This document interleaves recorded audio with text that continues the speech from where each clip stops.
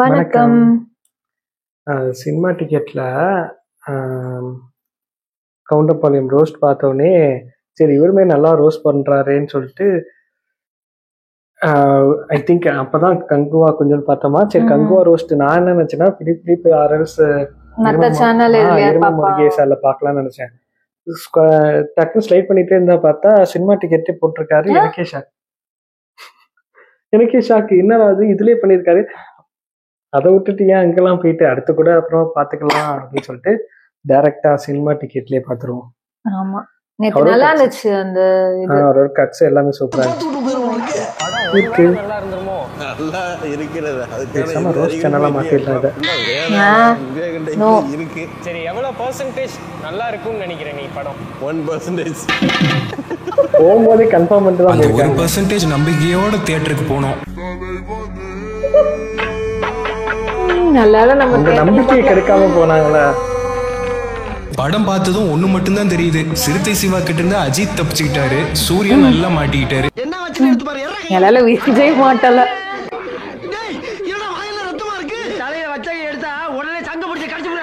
இது அஜித் சார், அது படம் ரிலீஸ் ஆயிருச்சு, ரிசல்ட் எல்லாம் சூர்யா பார்த்திருப்பாரு. இப்ப சூர்யா மைண்ட்ல என்ன தோணி இருக்குன்னு தெரியுமா? ஆனா இப்படி ஒரு படத்தையும் பண்ணி வச்சுக்கிட்டு எந்த தைரியத்துல மேடையில வந்து இப்படி எல்லாம் பேசுறாங்கன்னு தான் எனக்கும் தெரியல. இதுதான் தப்பு. இன்னைக்கு வந்த பாஸ் இருக்குன்னு நினைக்கிறேன். டிசம்பர் மாதம் எந்த டேட்னு அனௌன்ஸ் பண்றோம். இதே பாஸோட இங்க சக்சஸ் மீட் நடக்கும். இது பண்ணிருக்க கூடாது. இந்த மாதிரி இங்க கான்ஃபிடன்ஸ்ல சக்சஸ் மீட் நடக்கும். பாசம் வச்சுக்கலாமா, கிழிச்சு போட்டுடலாமா? கிழிச்சிட்டாங்க.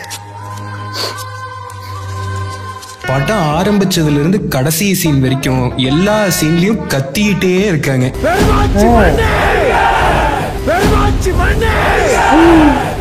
தம்பி மெதுவாப்பா, காதெல்லாம் கொய்யினதுல. சூர்யாவோட இன்ட்ரோ ஒர்க் அவுட் ஆகலன்னா என்ன பண்றது, இன்டர்வல் சீன் ஒர்க் அவுட் ஆகலன்னா என்ன பண்றதுன்னு இவங்களே என்ன பண்ணிருக்காங்கன்னா படம் ஃபுல்லா கத்தி வச்சுட்டாங்க. என்ன தியேட்டர்ல யாரும் கத்தலனாலும் தெரியாதுல்ல.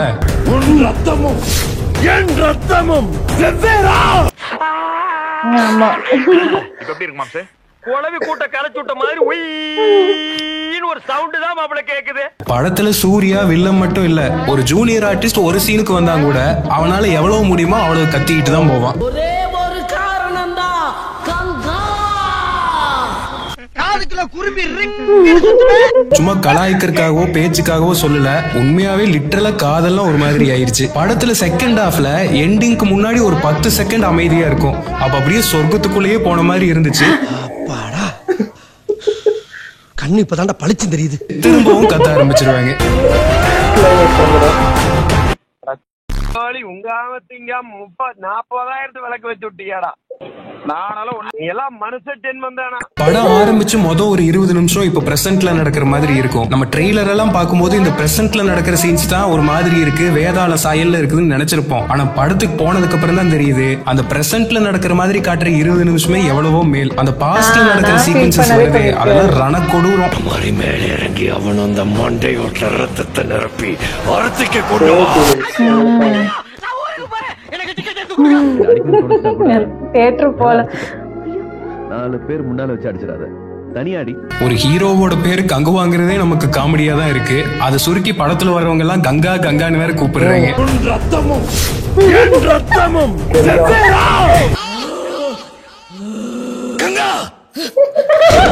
படம் ஃபுல்லா டைலாக் மதன் கார்கி தான் எழுதி இருக்காரு. டைலாக்ஸ் எல்லாம் பயங்கரமா இருக்கும்னு நினைச்சிட்டு தான் போனோம். ஆனா இந்த பெருமாச்சி, பொருவா, கங்கா அப்படின்னு கத்திக்கிட்டே இருப்பாங்க. இது 3 மட்டும் தான் புரிஞ்சுது. படத்துல வேற எதுவுமே எங்களுக்கு புரியல. அப்படி ஒரு டைலாக் டெலிவரி.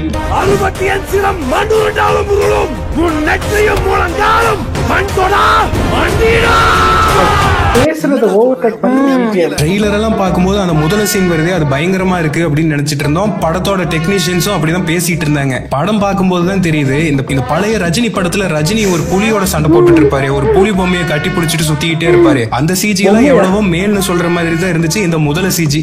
எப்பேற்பட்ட கற்பனை, என்ன ஒரு அழகு. இந்த மாதிரி ஒரு அழகை லைஃப்ல நான் பார்த்ததே இல்லையா.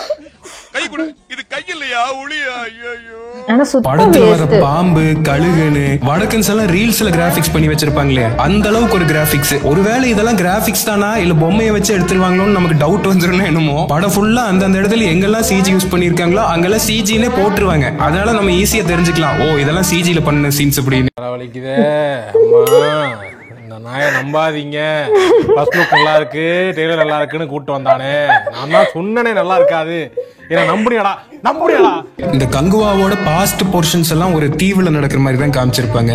அது எப்படி தெரியுங்களா, கடலை சுத்தி இருக்கிற தீவுலயே பனிமலை இருக்கு, எரிமலை இருக்கு, காடு இருக்கு, பாலைவனம் இருக்கு. கேட்டா 1000 வருஷத்துக்கு முன்னால நடந்த கதைன்னு சொல்லுவாங்க. ஏண்டா 1000 வருஷத்துக்கு முன்னாலனாலும் ஒரு நியாயம் வேணாமா?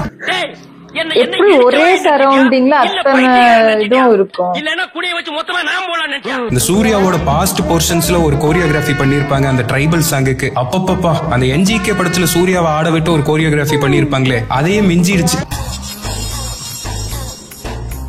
மியூசிக் நல்லா இருக்குல்ல.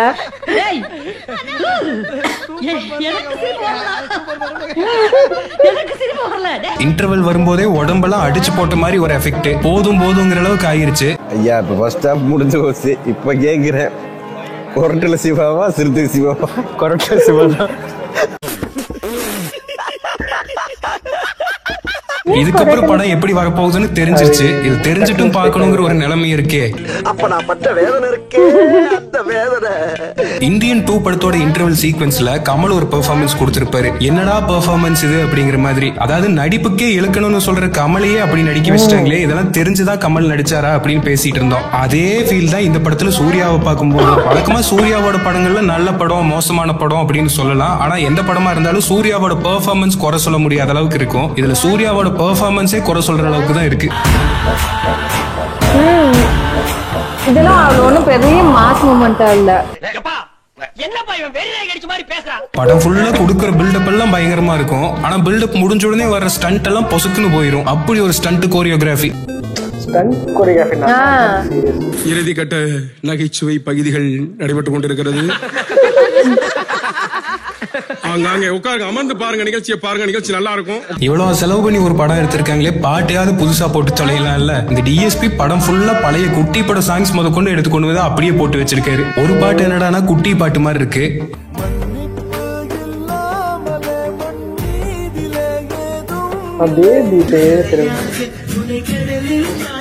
இன்னொரு பாட்டு புஷ்பா பாட்டு மாதிரி இருக்கு.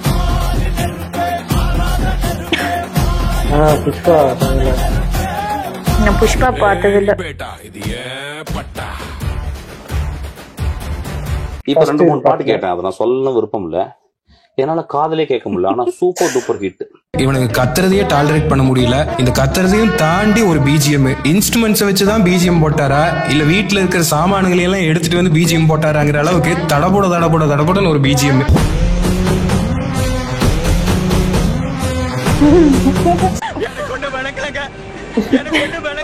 BGM, song choreography, stunt, CG எல்லாமே மொக்கையா இருக்கு. சரி காஸ்டியூம்ஸ்லயாவது ஏதாவது நல்லா பண்ணிருப்பாங்கன்னு பார்த்தா அந்த ஜூனியர் ஆர்டிஸ்ட்ல முன்னாடி இருக்கிற ரோக்கு மட்டும் ஒரு நல்ல ட்ரைபல் காஸ்டியூம் யூஸ் பண்ணிட்டு பின்னாடி இருக்கிறவங்களுக்கெல்லாம் ஏதோ ஜூடியோல இருந்து எடுத்துட்டு வந்திருப்பாங்க போல. அந்த அளவுக்கு ஒரு காஸ்டியூம். 10ஆம் நூற்றாண்டுலயே ஜூடியோவா, அருமை.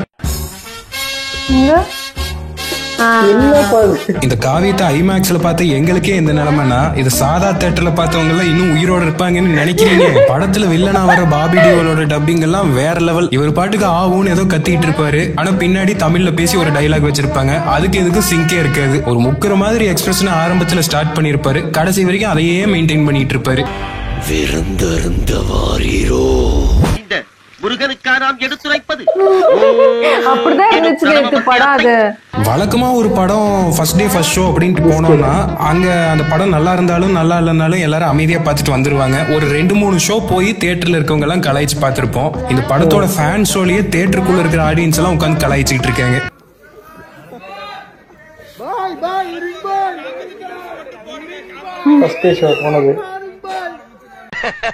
ஐயோ டேய், அவன் தான்டா இன்னைக்கு பெரிய வேலை பார்த்து விட்டு போயிட்டான். படத்துல யோகி பாபு, கிங்ஸ்லி எல்லாம் வந்து காமெடிங்கிற பேர்ல ஒண்ணு பண்ணிருப்பாங்க. யோகி பாபு காமெடியே மொக்கையா இருக்கிற அளவுக்கு ஒரு காமெடி.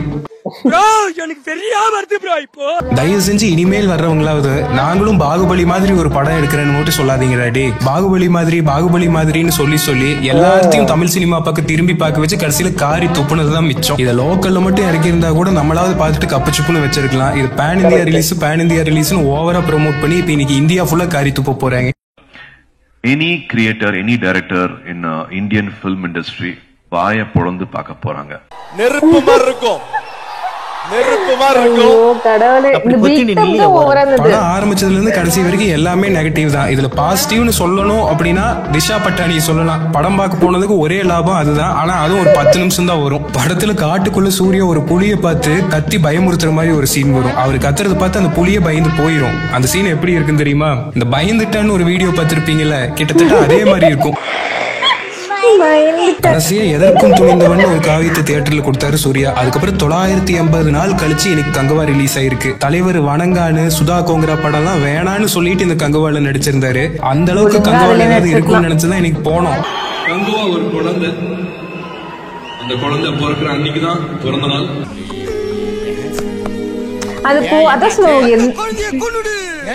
ஆனா கடைசி வரைக்கும் ஏன் சூர்யா தெலுங்குல ஹிந்தியில மட்டும் ப்ரொமோஷன் பண்ணிட்டு இருக்காரு, இங்க தமிழ்ல பண்ணவே மாட்டேங்கிறாருன்னு ஒரு டவுட் இருந்துச்சு. இப்பதான் தெரியுது இது வடக்கன்ஸ்கான படம், அங்க மட்டும் தான் ஓடுன்னு நீங்க அங்க ப்ரோமோட் பண்ணி வச்சிருக்கீங்க. சில டைரக்டர்ஸ் எல்லாம் படம் ரிலீஸ் ஆகுறதுக்கு முன்னாடி ஓவரா பேசுவாங்க. படம் ரிலீஸ் ஆகி ட்ரால் ஆனதுக்கு அப்புறம் சத்தம் இல்லாம அமைங்கிருவாங்க. அதுக்கப்புறம் ஒரு நல்ல படம் எடுத்துட்டு வந்து அதுக்கப்புறம் கான்பிடென்ட்டா பேசுவாங்க. ஆனா இந்த சிறுத்தை சிவா மட்டும்தான் படம் ரிலீஸ் ஆகி இவ்வளவு நெகட்டிவ் ரிவ்யூஸ் போயிட்டு இருக்கு, இன்னுமுமே வந்து அதை ஒத்துக்க மாட்டேன்னு படம் பார்த்தவங்க எல்லாம் நல்லா இருக்குன்னு பேசிக்கிட்டு இருக்காரு.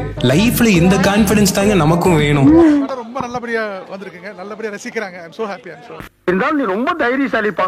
இந்த ஓட்ட கண்ணாடி போட்டு எப்படி துணிஞ்சு முன்னாடி நிக்கிறியோ? சிறுத்தை சிவா சார், எனக்கு தான் படம் எடுக்க தெரியல, நான் என்ன எடுத்துக்கிட்டா இருக்கேன். அடி பல்லகளெல்லாம் உடைச்சு படிக்க தெரிஞ்சா படி, தப்பா படிச்சு அடி வாங்கி. சோ அதனால எங்களுக்கு என்ன தோணுச்சுன்னா, ஃபர்ஸ்ட் கங்குவா 1, அதுக்கப்புறம் கங்குவா 2, அதுக்கப்புறம் வந்து ஒரு என்ன சொல்றது, ஒரு சீரீஸ் மாதிரி பண்ணலாம், ஒரு பிரான்சைஸ் மாதிரி பண்ணலாம், இல்ல வந்து ஒரு ஸ்டாண்டர்ட் ஒன் பண்ணலாம். சினிமா கேப்போம் மைண்ட்ல என்ன அப்படியே சொல்லிட்டாரு. இல்ல சார், விளையாட்டுக்கு தான் நாங்க சொல்றோம். விளையாட்டுக்கு சொல்றோம். விளையாட்டு கேட்டாலும் இதான ரூல் தான சார். நீங்க எதுக்கு சார் எடுத்துக்கிட்டே இருக்கீங்க? சரி, கங்குவான ஒரு டிசாஸ்டர் நம்ம லைஃப்ல நடந்துருச்சு, இதுக்கப்புறம் நம்ம லைஃப்ல எந்த டிசாஸ்டரும் வராதுன்னு மட்டும் நினைச்சிடாதீங்க. மொத்தம் ஒரு 5-6 ஸ்கிரிப்ட் இருக்கு சார். கங்குவா மாதிரி அவுட் ஆஃப் த பாக்ஸா, பிளஸ் வந்து ஒரு வேற ஜானர்ல ரொம்ப இன்ட்ரெஸ்டிங்கான பேக்ட்ராப்ல எனக்கு ஒரு 5-6 ஸ்கிரிப்ட் வச்சிருக்கேன் sir. God willing, God speed ஒவ்வொன்றா எடுத்து பண்ண ஆசைப்படுறேன் சார். சரி, இப்ப பாத்துருவோம். இப்ப கங்குவாவா லத்திகாவா? லத்திகா. சரி, ஓகே. கங்குவாவா லெஜெண்டா? லெஜெண்ட் தான். சரி, கங்குவாவா இந்தியன் 2? இந்தியன் 2 தான். இந்தியன் 2 சரி, ஓகே. கங்குவாவா அண்ணாத்தையா? அண்ணாத்தை தான். அண்ணாத்த இந்தியன் 2ல ஒரு 100 வாட்டி வேணாலும் பாத்துடலாம். ஆமா, நேத்து ஆக்சுவலி 15 மினிட்ஸ் பார்த்ததே ஐயோ போதுண்டா சாமின்ற மாதிரி ஆயிடுச்சு எனக்கு. உண்மையிலே நிறைய பேர் சொன்னது வந்து ஃபர்ஸ்ட் அந்த 20 மினிட்ஸ் தான் ஒரு மாதிரி குப்பை மாதிரி இருந்துச்சு, அதுக்கப்புறம் போக பார்த்தா நல்லா இருக்குன்ற மாதிரி சொல்லிருந்தாங்க. ஐ மீன் அந்த இது பிளாஷ்பேக் போறப்ப. ஆனா பிளாஷ்பேக் வர ஆரம்பிச்சுன்னு நம்மளுக்கு என்ன ஃபீல் ஆச்சுன்னா, ஃபர்ஸ்ட் பரவாயில்ல, ஃபர்ஸ்ட் இருக்க அந்த சூர்யா இதுதே ஏதோ இந்த மாஸ் அது மாதிரி ஏதாவது ஸ்டோரி மாதிரி ஓடி இருந்தாரு, ஹேர் கட் அதெல்லாம் நல்லா இருந்துச்சு. அதை பாக்குறது கூட கொஞ்சம் பிளசண்டா இருந்த மாதிரி ஆயிடுச்சு. எப்படியோ அந்த யோகி பாபு காமெடி சரி, கிங்ஸ்லி காமெடி சரி மொக்கையா இருந்தா கூட ஓடி இருக்கும். அது மாதிரி இருந்தா கூட ஏதோ பாத்துருப்பாங்க சிரிக்கிறதுக்குன்னா. அது இது ஐயோ கடவுளேன்ற டெக்னிக் வைஸ், அதாவது அங்க பண்ணிருக்க எனக்கு என்ன ஃபீல் ஆச்சு, அந்த ஆர்ட் ஒர்க் பேக் வந்து சம்திங் ஓகே, ஏதோ ஒண்ணு பண்ணணும்னு நினைச்சு பண்ண மாதிரி இருக்கு. ஓகே, நல்லா ட்ரை பண்ணிருக்காங்கன்னு அது கூட நம்ம குறை சொல்ற மாதிரி எனக்கு ஃபீல் ஆகல. இன்னொன்னு என்ன, பட்ஜெட்டை பொறுத்து தான் அவங்க அந்த காஸ்டியூம்ஸ் எல்லாம் தர முடியும். அவங்க ஆர்ட் ஒர்க் கிட்ட அவர்கிட்ட நிறைய பண்றதுக்கான ஸ்கோப் இருந்தும் அவங்க தர பட்ஜெட் தான் பண்ண முடியும். மெயின் மிஸ் ஆனதுன்னு கேட்டா சிவாவோட ஒர்க்கு தான் எனக்கு. ஆமா, சுத்தமா இல்ல. அவர் சொன்ன மாதிரி மியூசிக்கும் கரெக்டா எதுவுமே செட் ஆகல. அல்ல எதோ சொல்றது, எப்படி சொல்றதுன்னு எனக்கு தெரியல. நிறைய பேர் நான் கூட நினைச்சிட்டேன் தியேட்டர்ல வந்து நல்லா இருந்திருக்கும், நம்ம ஓடிடில பாக்குறதுனால அந்த ஒருவேளை நல்லா வரலையோ, ஓடிடிலே நல்லா இல்லையே அப்படின்னு எனக்கு கரெக்ட் தோணுச்சு. இல்ல நான் நினைச்சேன் சரியா பிரிண்ட் ஏதோ நம்மளுக்கு ப்ராப்பரா கன்வே ஆகலையோன்னு. ஆனா அவங்க தியேட்டர்ல பார்த்தவங்களும் இதே தான் சொல்றாங்க, அந்த வாய்ஸும் அந்த பேக்ரவுண்டும் ஒரு மிக்ஸே ஒரு அவர் என்ன பேசுறாருன்னே புள்ள. நானும் அவர் வாயும் லிப் மூமெண்ட் வச்சாதே ஏதாவது பேச கண்டுபிடிக்கலன்னா சுத்தமா இல்ல. என்னன்னே எனக்கு புரியல. அது மாதிரி சொன்ன மாதிரி கான்செப்டே சரியில்லை. ஒரே இடத்துல எப்படி எல்லாமே இருக்குன்ற மாதிரி. இதுல போகும்போது அதுன்னு டக்கு டக்குன்னு சொல்ற மாதிரி ஒரு ஷார்ட் வருது. அதாவது எந்த சீனை வந்து பொறுமையா டீட்டெயிலா சொல்லுவோம் அதெல்லாம் விட்டுறாங்க. அல்ல கங்குவான்னு கங்குவா கைட் குடுக்குறாங்க. ஆனா கங்குவா வந்து எப்படி சொல்றது 10/11 தான் காட்டுறாங்க. வில்லன்னா வந்து அவ்வளவு ஹைப் கொடுத்து காட்டுறாங்க. எனக்கு புரியல யாருடா. இல்ல அது சொன்ன மாதிரி எல்லாரும் ஒரே மாதிரி இருக்காங்க. என்ன பேசுறாங்கன்னு புரியல. இல்ல அதே மாதிரி வந்து இதுக்கு சப்போர்ட்டர்ஸ் இருக்காங்க. அவங்களாம் என்ன சொல்றாங்கன்னா ஆக்சுவலா அவங்க எல்லாம் பார்த்துதான் நான் ஓகே நெகட்டிவா இருந்தாலும் சரி அவங்க சொல்றாங்க அந்த வியூல நம்ம பாப்போம். நான் பார்த்ததே நேத்து இல்லன்னா பாத்துருக்க மாட்டேன். எப்படி இந்தியன் டூவை ஸ்கிப் பண்ணோமோ அதே மாதிரி இதையும் ஸ்கிப் பண்ணிருப்பாங்க. அவங்க எல்லாம் என்ன சொன்னாங்க நம்ம ட்ரைபிள்ஸ் எல்லாம் அப்படித்தானே இருந்திருப்பாங்க ஆதி காலத்துலன்னு. நான் நிறைய ட்ரைபிள்ஸ் வீடியோ மூவிஸ் நாங்க பாத்திருக்கோம். ஹாலிவுட்லயும் பாத்திருக்கோம். நம்ம இதுலயுமே எடுத்திருக்காங்க. ஆனா யார் இதுலயுமே இப்படி வந்து ட்ரைபிள்ஸ்னா வெறும் கத்திக்கிட்டேதான் இருப்பாங்கன்றதெல்லாம் கிடையாது. பைத்தியக்காரனுங்களா அவனுங்க கத்திக்கிட்டே திரியறதுக்கு. சரி அதே மாதிரி கத்துற மாதிரி டென்ஷன் ஆகுது எனக்கு. அதே மாதிரி கத்துற மாதிரி இருந்தாலும் பேக்ரவுண்ட் மியூசிக்க போட்டுக்கிட்டே கத்த மாட்டாங்க. அது சட்டலா இருக்கும். இவங்களோட வாய்ஸ் அதிகமா இருக்கும். இல்ல இவங்க வாய்ஸ் கம்மியா இருந்து பேக்ரவுண்ட் எந்த இடத்துல இது எல்லாத்தையும் ஒரே அளவா சவுண்ட வந்து கூட்டி கொடுத்த மாதிரி இருந்துச்சு. அது மாதிரி கேம் ஆஃப் த்ரோன் மாதிரி ஏதோ ட்ரை பண்ணிருக்காங்க. ஒரு 5 கண்டம் அது இதுன்னு. ஓகே அது கான்செப்ட் ஓகே. அது என்ன 5மே நம்ம பக்கத்துலயேவா இருக்கும். கொஞ்சம் அந்த கிளைமேட் சேஞ்ச் காட்டுறன்றது மாதிரியாவது தள்ளி வச்சிருந்தாவது கொஞ்சம் யூஸ்ஃபுல்லா இருந்திருக்கும். At least game of throne copy அடிச்சிருந்தா கூட நல்லா இருந்திருக்கும். அதுல வந்து அது எவ்வளவு சட்டலா இருக்கும். ஆனா அந்த நடக்கிற விஷயங்கள் அவ்வளவு இன்டென்ஸா போகிற மாதிரி. அதுலயுமே அவ்வளவு சீன்ஸ் மாஸ் சீன்ஸ் இருக்கு. கூஸ்பம் சீன்ஸ் இருக்கு. ஆனா அது எதுவுமே வந்து ஐயோ அடுத்த எபிசோட் எப்ப வரும்னு வெயிட் பண்ற மாதிரி இருக்கும். இல்ல ஐயோ அடுத்த சீன் எதுவும் வந்துருமா என்ன கத்துவானுங்கன்ற மாதிரியே பயந்துட்டே பார்த்த மாதிரி இருந்துச்சு. ஃபர்ஸ்ட் 15 மினிட்ஸுக்கே ஃபுல் படம் பார்க்கல நானு. நல்லா தப்பிச்சிட்டேன். தெரியல அது இல்ல ஆக்சுவலா என்ன தெரியுமா நேத்து வந்து நம்ம கவுண்டர்பாளையம் ரோஸ்ட் பார்த்தோம். அதாவது எனக்கு இன்ட்ரெஸ்டிங்கா சிரிப்பா இருந்துச்சு கலாய்க்கிற மாதிரி. இது டென்ஷன் தாங்க ஆகுது. டென்ஷன் ஆகுது. நடிக்க தெரியாது அவங்களோ இல்ல வேற யாராவது எடுத்திருந்தா கூட நல்லா ஓடி இருக்கும். எப்படிப்பட்ட பெர்ஃபார்மர் அவர். ஏன்டா இப்படி வீன் பண்றீங்க? நல்லா ஒரு சீனை கொடுத்தீங்கன்னா அதை டெவலப் பண்ணி எந்த அளவுக்கு ஆடியன்ஸ் என்கேஜ் பண்ற ஒரு ஆளாலேயே என்கேஜ் பண்ண முடியாத அளவுக்கு இருக்கிறாருன்னா சொன்ன மாதிரி 7ஆம் அறிவை ரீரிலீஸ் பண்ணியிருந்தா கூட நல்லா ஓடி இருக்கும் போல. இப்ப சொன்னாங்க பாத்தீங்கன்னா எந்த படத்துல சுதா கங்கரா படத்தை விட்டுட்டு இன்னொரு யாரோட படத்தை விட்டுட்டு இங்க வந்து இந்த படத்துக்காக எஃபர்ட் போட்டிருக்காருன்னு நீங்க வந்து சிவாவை நம்புறத தாண்டி நீங்க சுதா கங்கராவை நம்புறத தாண்டி சிவாவை நம்புறீங்கன்னா யூ டிசர்வ் திஸ் ஒன் அப்படின்னு தான் நினைக்க தோணுது எனக்கு. படத்தை கடவுளே அஜித் தப்பிச்சிட்டாரு. இதுக்கே என்ன இன்னொரு மீம் போட்டிருந்தாங்களே என்னன்னா இந்த அண்ணாத்தை எடுத்தவர் வேற என்னடா இருக்க போறாரு அவர் என்ன அண்ணாத்தை விருது எடுத்தாரா? அந்த படமும் பாக்கல. அண்ணாத்த கூட எப்படி சொல்றது அதுல யாரு ஹீரோயின் நயன்தாராவா?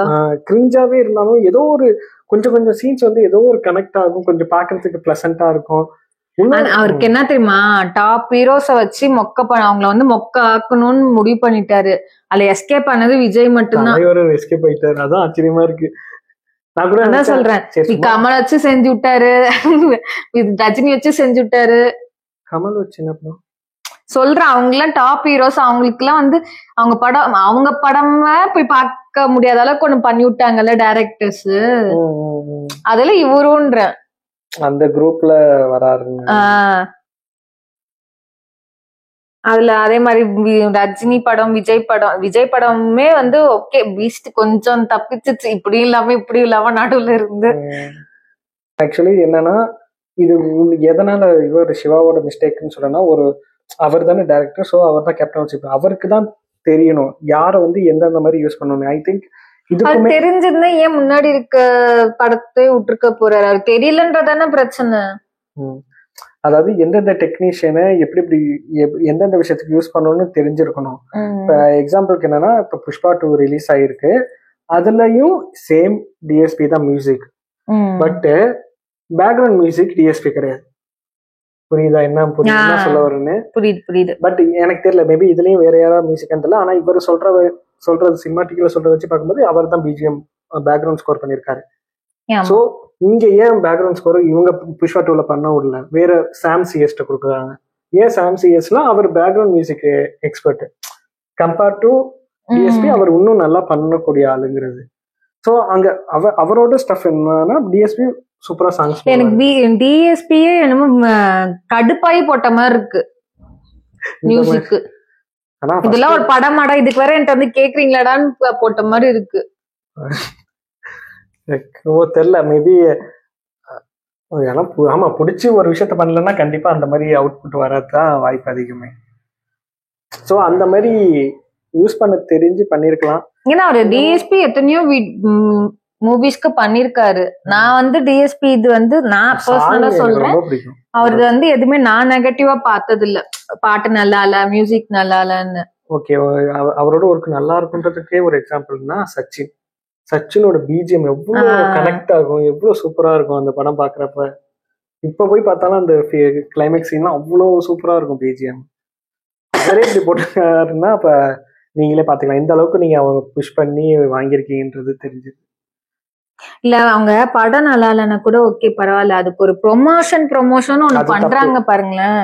அது வந்து சீரியஸா அது படத்து மேல இருக்கு. எனக்குலாம் மெயினா அதுதான் ரீசன், நம்ம தியேட்டர்ல போய் பார்க்காத ஒரு மெயின் ரீசன் அதான்.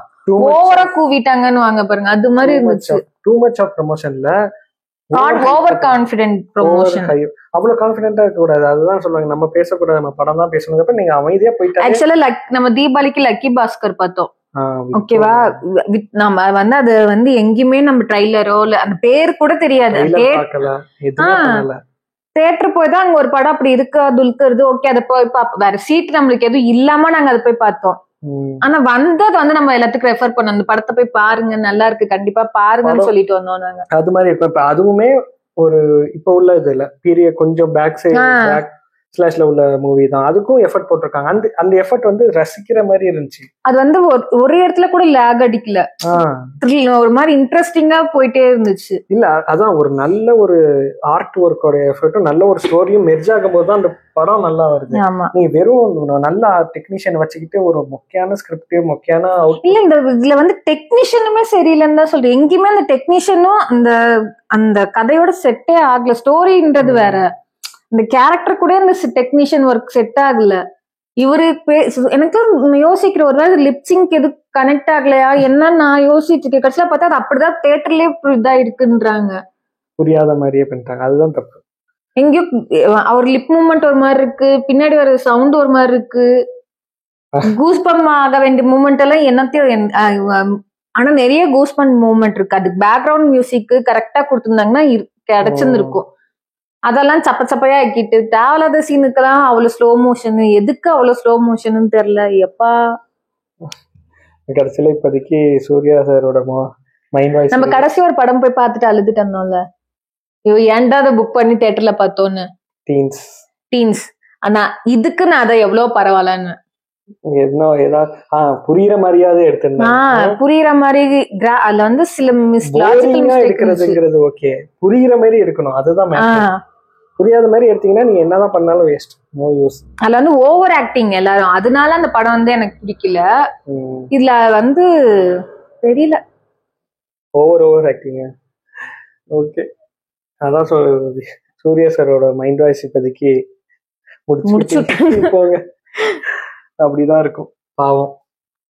ஓகே, உண்மையாவே சூர்யா சாருக்காக வருத்தப்படுறோம், அதான் உண்மை. என்ன அவரை வந்து மிஸ்யூஸ் பண்ணிட்டாங்க நம்ம படத்துல.